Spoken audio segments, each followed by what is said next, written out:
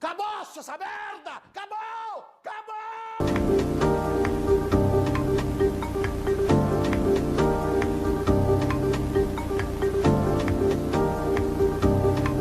Olá, boa noite, bem-vindos ao nosso Jornal da Noite, que está começando a partir de agora. Nós vamos dar um breve intervalo, depois a gente volta.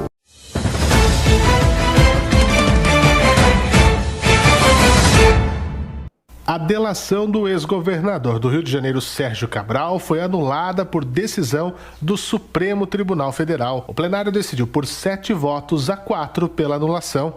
Um dos votos, inclusive, foi do próprio ministro Dias Toffoli, citado na colaboração dada por Cabral. No acordo com a Polícia Federal, o ex-governador citou políticos e magistrados que teriam participação em esquemas de corrupção.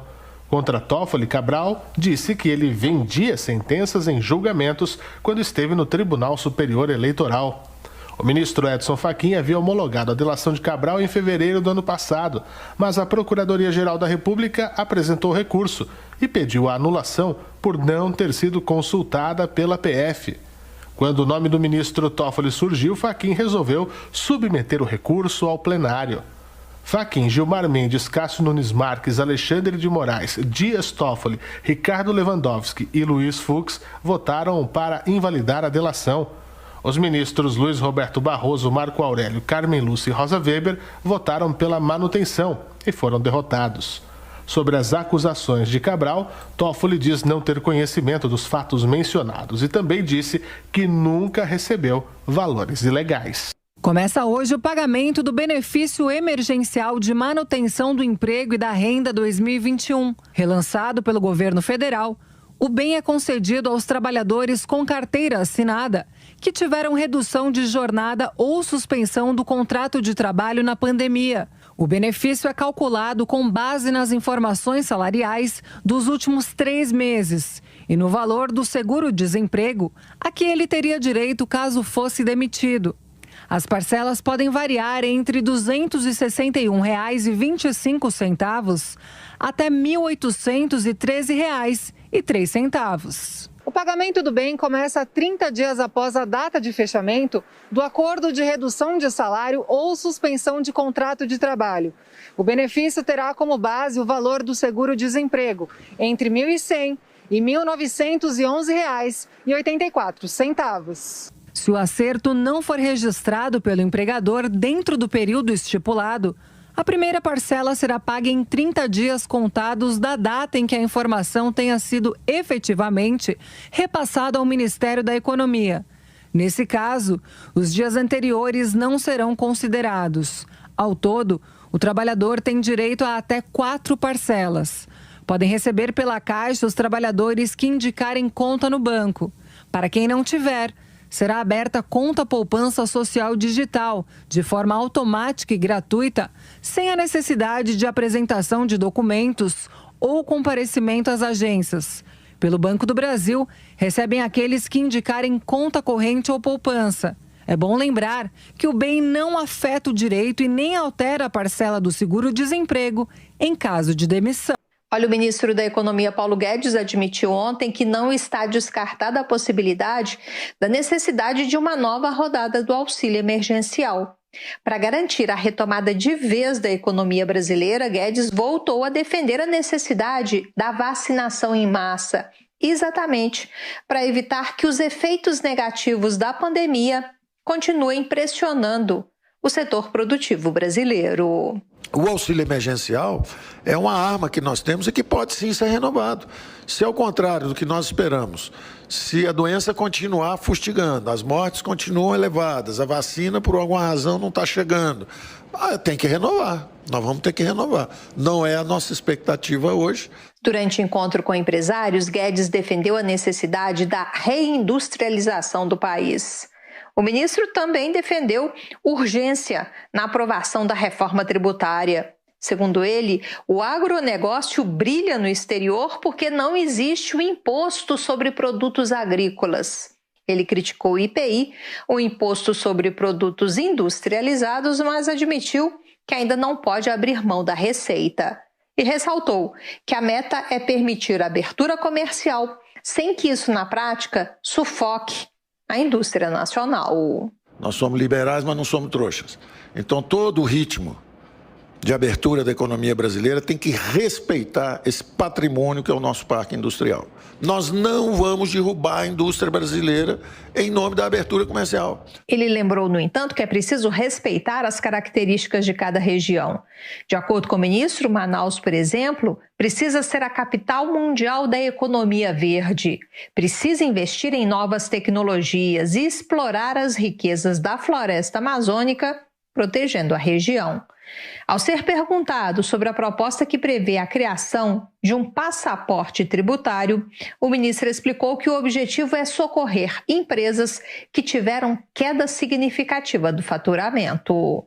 Nós temos que oferecer uma saída, da mesma forma que tem a lei de falência para impedir que para permitir que as empresas que caíram consigam se levantar e começar a criar emprego de novo. Então tem a lei de falência, tem a medida provisória para melhorar o ambiente de negócios, vai ter a redução e simplificação dos impostos. Da mesma forma, nós queremos que o passaporte tributário seja um conjunto de facilidades. O encontro do ministro da Economia com os empresários teve transmissão ao vivo pelas redes sociais. Logo no início da fala de Paulo Guedes, houve uma invasão da transmissão, quando foram veiculados materiais pornográficos. O ministro e os participantes só ficaram sabendo do problema depois. Quem acompanhava o evento à distância perdeu parte da fala inicial do ministro por conta desse ataque. A chamada Coalizão Indústria explicou que os perfis responsáveis pela invasão foram excluídos imediatamente. O grupo pediu desculpas e prometeu apurar rigorosamente os fatos. De Brasília, Lúcia. No poder há 50 anos na Síria, a família Assad confirmou mais uma vez o controle absoluto da política local. Com 95,1% dos votos, Bashar al-Assad foi reeleito presidente da Síria pelos próximos 7 anos. A esmagadora vitória do xiita, no entanto, traz uma série de incertezas sobre a transparência do pleito, que é questionado por opositores e países ocidentais. Para o professor de Relações Internacionais da ESPM, Gunter Hudzit, a disputa nas urnas funciona na prática apenas como uma fachada. Segundo ele, o próprio governo Assad é quem determina quem pode ou não concorrer à presidência. Aqueles que concorrem são sempre a oposição permitida, que efetivamente não concorre para ganhar nem nada, e estão ligados ao poder. Ou seja, toda uma estrutura para justamente dar esse ar de democracia. Esta foi a segunda eleição no país desde o início da guerra em 2011 com a Primavera Árabe. Entre enfrentamentos a rebeldes e a participação de potências como Estados Unidos e Rússia, o conflito já deixou mais de 500 mil mortos e 11 milhões de refugiados.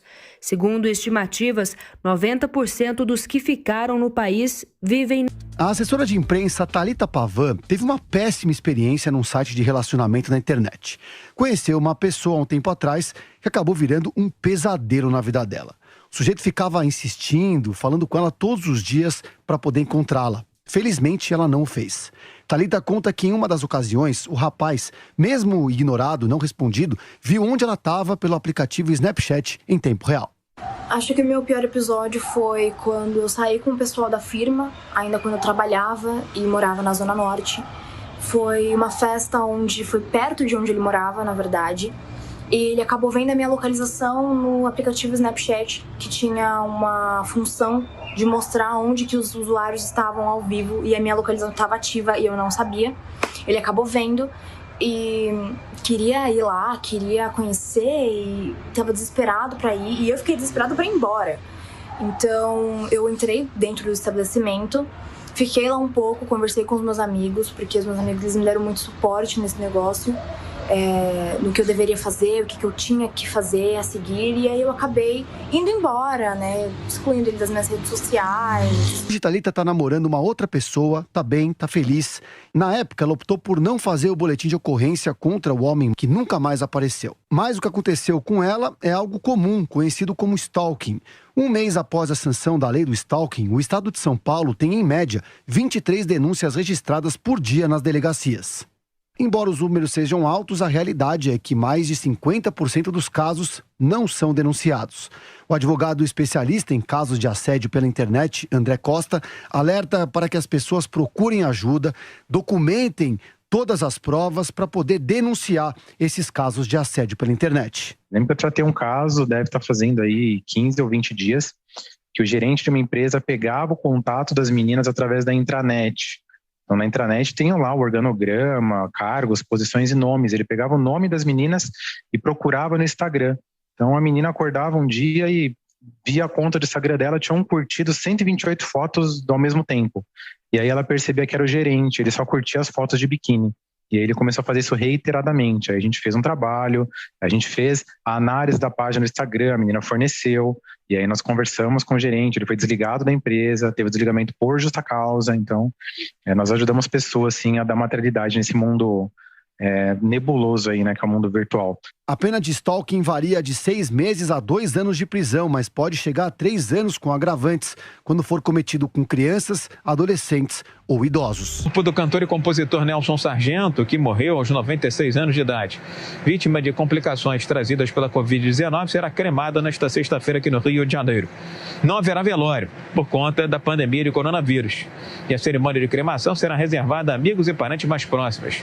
Desde a morte de Nelson Sargento, o Rio de Janeiro está de luto. São muitas as homenagens que vêm de artistas, admiradores e entidades ligadas à música popular brasileira. A prefeitura também promete fazer uma grande homenagem ao baluarte e ícone do samba nacional. Nelson Sargento compôs mais de 400 músicas, muitas delas para a Escola de Samba do Coração, a Estação Primeira de Mangueira. Nelson Matos, conhecido como Nelson Sargento, estava internado no Instituto Nacional do Câncer desde o último dia 20 e já deu entrada com um quadro de saúde bem frágil, desidratação e anorexia. No INCA, ele testou positivo para a Covid-19 e o quadro veio piorando dia após dia. Desde sábado, o cantor e compositor estava na UTI do INCA. Ele chegou a tomar as 2 doses da vacina contra a Covid-19, mas ainda assim pegou a doença. Nelson Sargento era paciente do INCA desde 2005, quando foi diagnosticado com câncer de próstata. É mais um brasileiro e mais um grande artista que perde a guerra, a luta para a Covid-19 do Rio. Diretor do Butantan declara que discussão política impediu vacinação de milhões de brasileiros e revela negativas de ofertas feitas ao governo federal. Em depoimento à CPI da Covid, Dimas Covas detalhou que 60 milhões de doses da Coronavac poderiam ter sido distribuídas no último trimestre de 2020. De acordo com o médico, o Ministério da Saúde não deu nenhum apoio financeiro aos estudos para desenvolver o imunizante.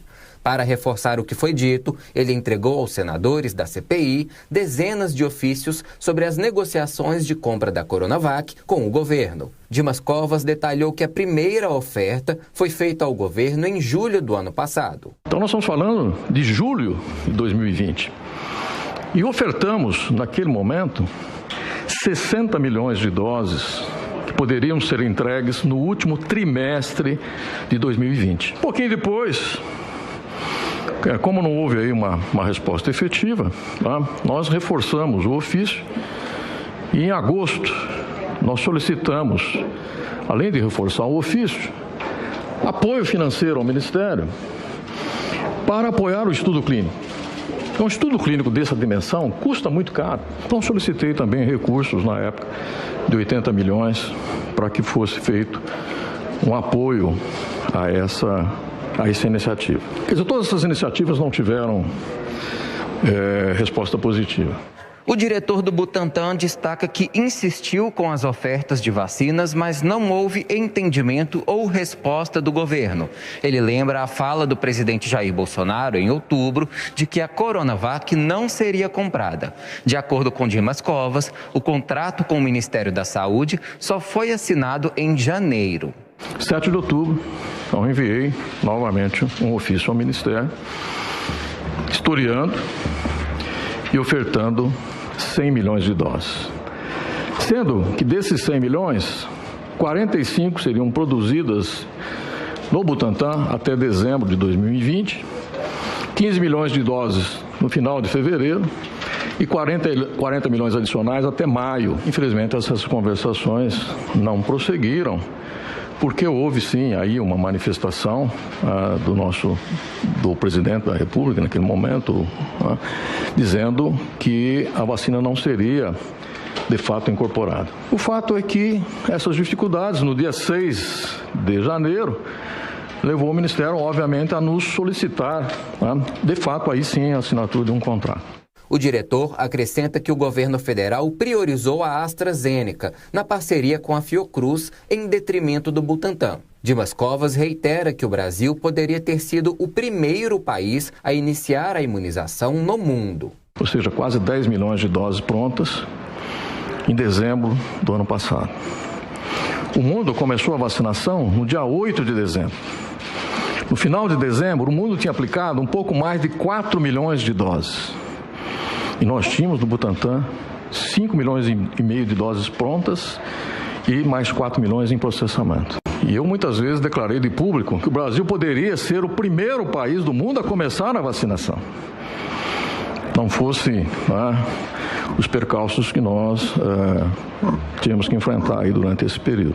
Questionado sobre declarações de autoridades brasileiras contra a Coronavac, o diretor se disse decepcionado. De acordo com Dimas Covas, as falas do presidente da República atrasaram a chegada de insumos em 3 meses devido ao mal-estar que foi provocado. Não preciso dizer que tem problema de relacionamento. Isso é senso comum.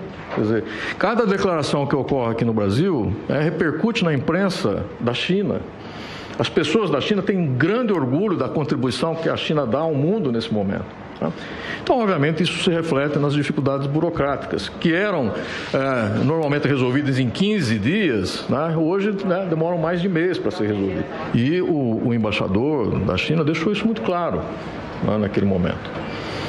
Que posições que são antagônicas, que desmerecem a China, causam, obviamente, inconformismo do lado chinês. Com relação ao futuro da vacinação contra a Covid, Dimas Covas explicou que com a versão atual das vacinas, provavelmente será necessário tomar o imunizante todos os anos, como já ocorre com outras doenças. Tudo indica que haverá necessidade de doses anuais, nós chamamos de doses de reforço, como acontece com a vacina da gripe, dado que essa infecção ela tem a possibilidade de se tornar endêmica. Algumas companhias já estão, inclusive, trabalhando na possibilidade dessa terceira dose, inclusive o Butantan. O Butantan desenvolve já estudos para ter o reforço vacinal pelo menos uma vez ao ano. Após a sessão, o líder do DEM, senador Marcos Rogério, disse que apesar do teor técnico das falas de Dimas Covas, havia uma preocupação política nas respostas. É a preocupação dele com a imagem pessoal dele em relação ao imunizante. Então tem um ingrediente político ali.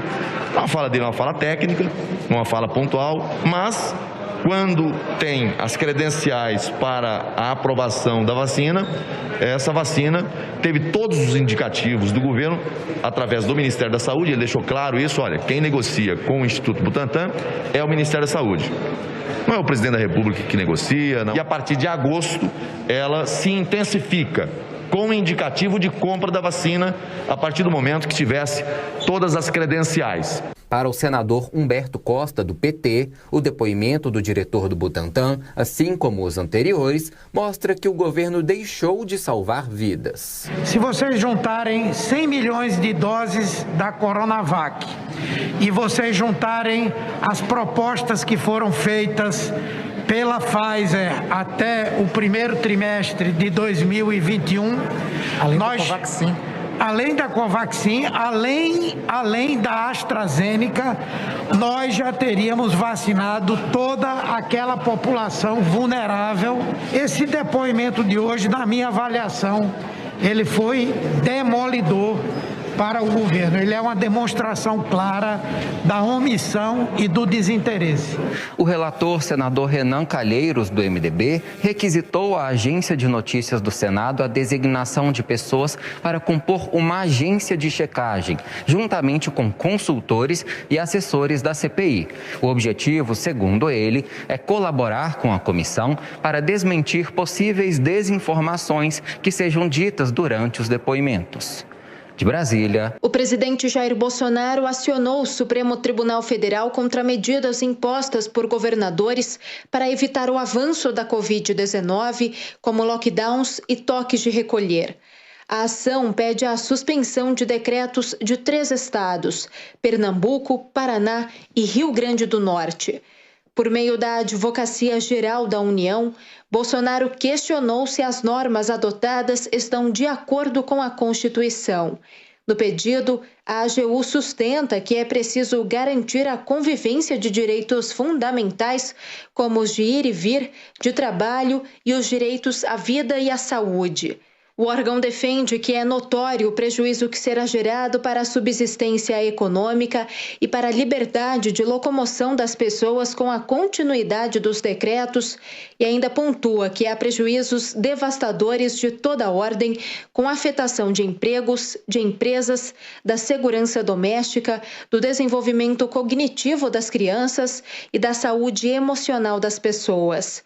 No texto, a AGU também argumenta que à medida em que os grupos prioritários e a população em geral vai sendo imunizada, mais excessiva e desproporcional se torna a imposição de medidas extremas, que sacrificam direitos e liberdades fundamentais da população. Ainda de acordo com a Advocacia Geral da União, a ação não questiona decisões anteriores do STF que reconheceram a competência dos entes subnacionais na adoção de medidas de enfrentamento da pandemia. Durante a live semanal, o presidente Jair Bolsonaro voltou a criticar os governadores. Apesar de alguns governadores e prefeitos fechar tudo, obrigar você a ficar em casa e destruir milhões de empregos, tá?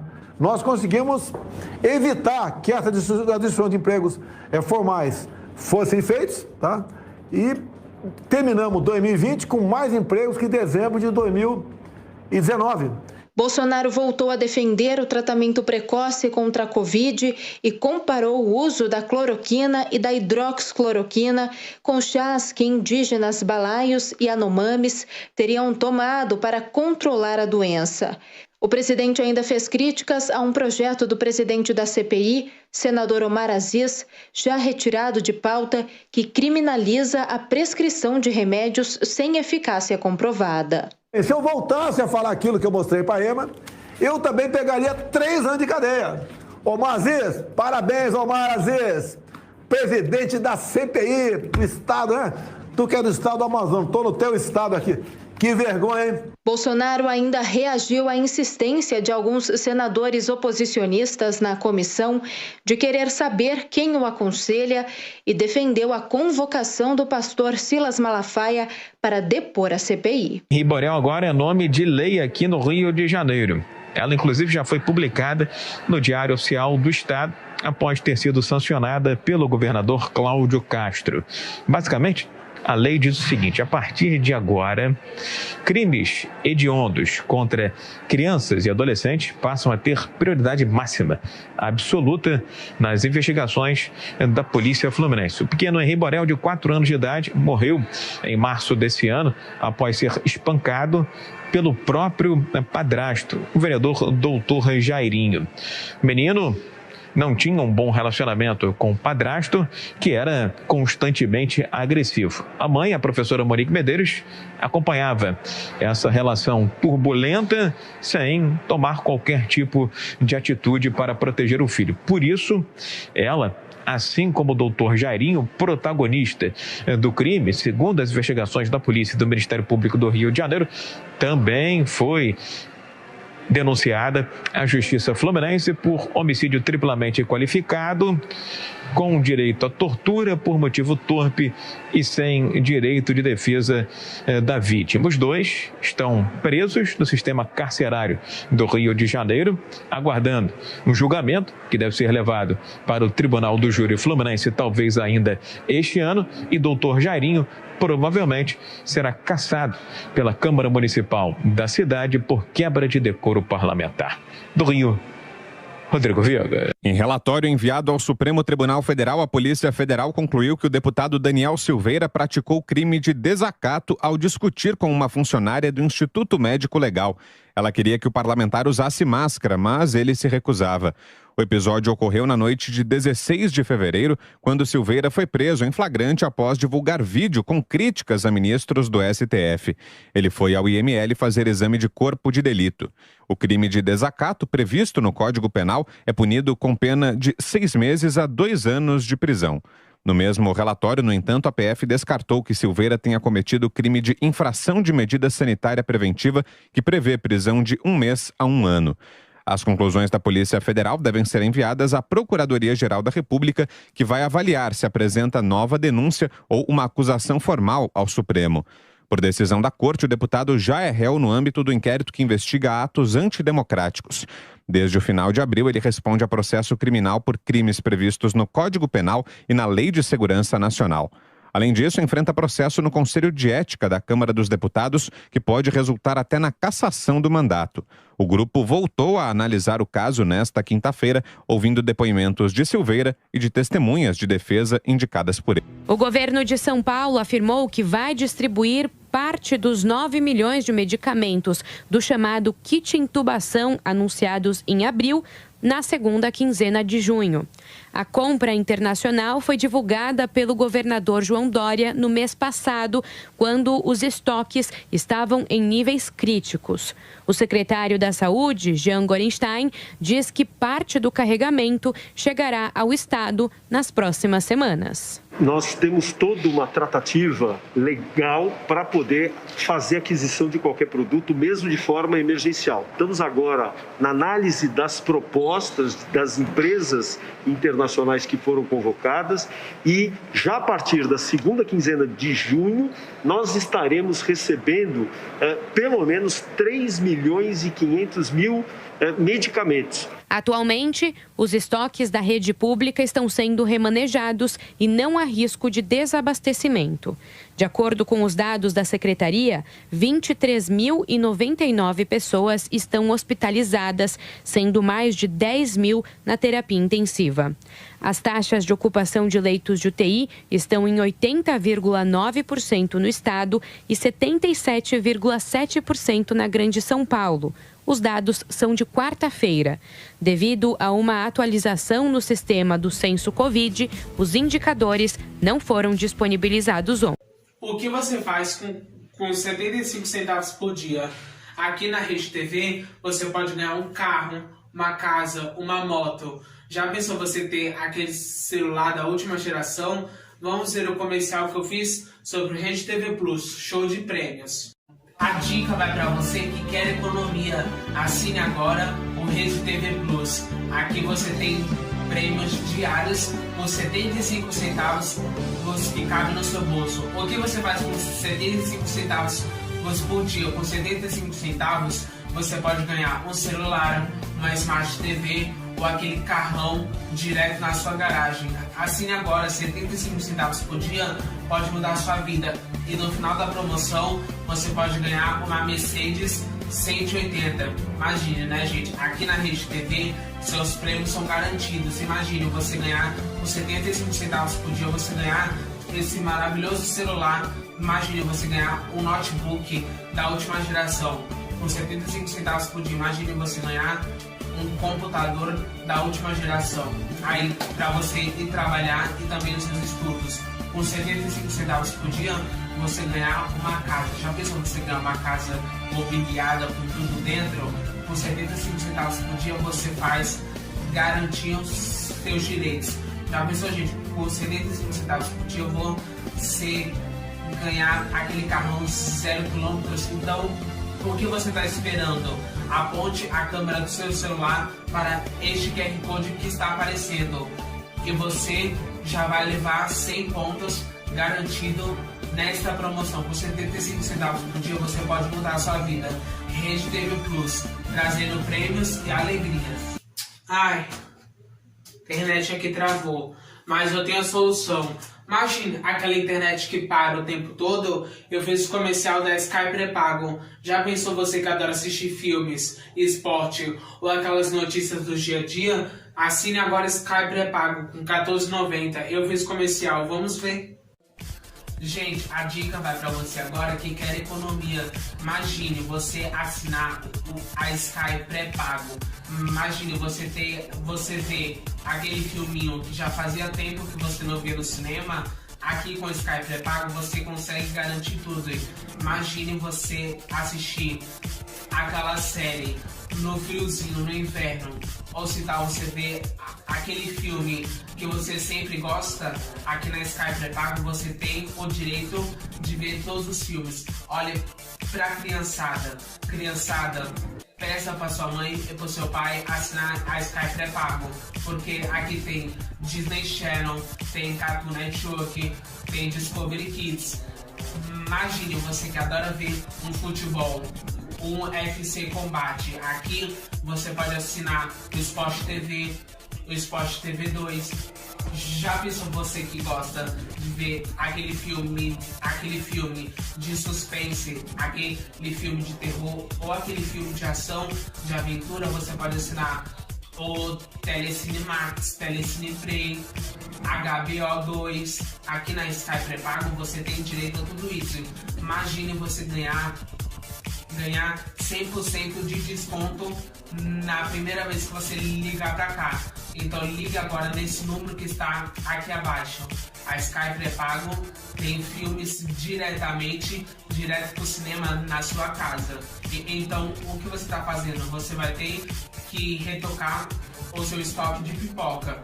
Imagine a criançada que adora dormir um pouquinho tarde, mas não tem desenho por causa da sua TV. Na Sky pré-pago é desenho 24 horas. Aqui na Sky pré-pago, você que adora ver um jogo de futebol e adora se divertir com o UFC Combate, aqui na Sky pré-pago você se diverte com os melhores jogos de futebol. Sabia se você assinando agora a Sky pré-pago, você ligando nesse número, você vai ter acesso a 30 dias grátis o UFC Combate. Então tá esperando que ligue agora neste número que está aparecendo. Imagine você que adora ver aquelas notícias sérias, notícias do dia a dia. Notícias é aqui na Sky pré-pago. Aqui na Sky pré-pago tem CNN, tem Globo News, tem Chama News, tem Band News e tem muito mais. O que você está esperando? Assine agora Sky pré-pago. Eu já tenho na minha casa, eu aprovo e comprovo. Assine agora, imagina você ter aquela diversão para sua família. Então, tá esperando o quê? Assine agora a Sky pré-pago. É com você. E o nosso Jornal da Noite está chegando ao final. Eu encontro você amanhã, se Deus quiser. Boa noite.